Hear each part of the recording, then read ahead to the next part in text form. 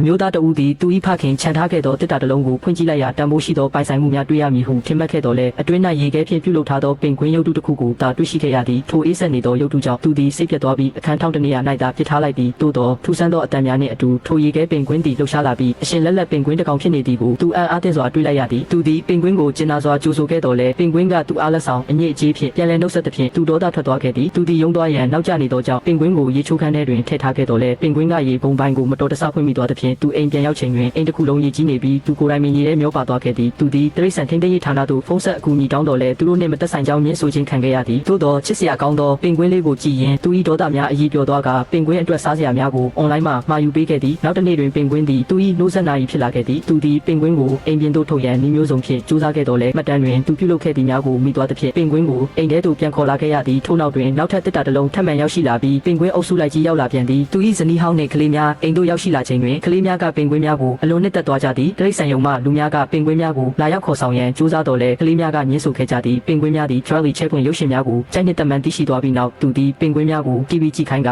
ကလေးထိန်တဦးငှားရမ်း၍ပါတီပွဲသို့ထွက်သွားခဲ့သည်သို့သောကလေးထိန်က TV channel ပြောင်းလိုက်ရာဖြင့်စီဝင်းတကောင်ကိုမြင်လိုက်ရသဖြင့်ပင်ကွင်းများကြောက်လန့်တကြားအိမ်ပြင်သို့ထွက်ပြေးပြီးသူရှိရာပါတီပွဲသို့ရောက်ရှိသွားကြသည်နောက်ဆုံးတွင်ထိုမျိုးသားသည်ပင်ကွင်းများကသူ့ကိုချစ်ခင်ဆွဲလန်းနေပြီးသူတို့၏မိခင်ကဲ့သို့သဘောထားနေကြောင်းနားလည်သွားကပင်ကွင်းများကိုသူ့ဘဝ၏လှပသောအစိပ်ပိုင်းတစ်ခုအဖြစ်မေတ္တာဖြင့်လက်ခံလိုက်ပါတော့သည်